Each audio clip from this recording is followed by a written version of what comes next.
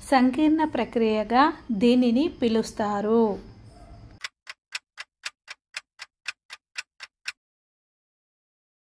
Next question, రాజులో యవ్వనారంభ కౌమార దశ నాటికి ప్రాథమిక ద్వితీయ లైంగిక లక్షణాలు అభివృద్ధి జరిగింది.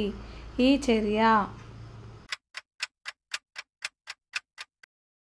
నెక్స్ట్ క్వశ్చన్, మమత అనే బాలిక ప్రతిరోజు క్రమశిక్షణగా బడికి వెళుతూ పెద్దలను గౌరవిస్తుంది. ఇది.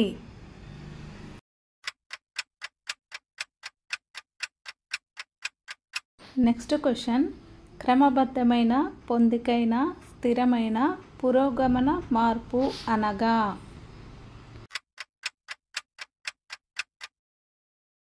నెక్స్ట్ క్వశ్చన్, వికాసం అంటే వ్యక్తి సంరచన, ఆలోచన, ప్రవర్తనలో మార్పు రావటం. ఇది జీవ సంబంధిత పరిసరాల ప్రభావం వల్ల వస్తుంది అన్నది ఎవరు?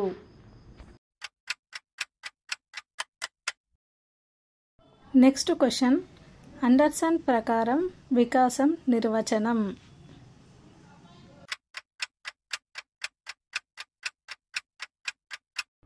నెక్స్ట్ క్వశ్చన్, పుట్టినప్పుడు తల నిలపలేని శిశువు 4 నెలల నిండేసరికి తన తలను తాను నిలపగలగడం.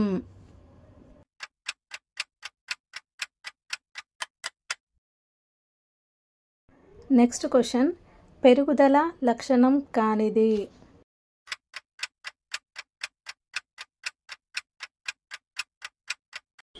నెక్స్ట్ క్వశ్చన్, పెరుగుదల అనున్నది పరిమాణాత్మక మార్పులను సూచిస్తే వికాసం పరిమాణాత్మక గుణాత్మక మార్పులను సూచిస్తుంది అన్నది.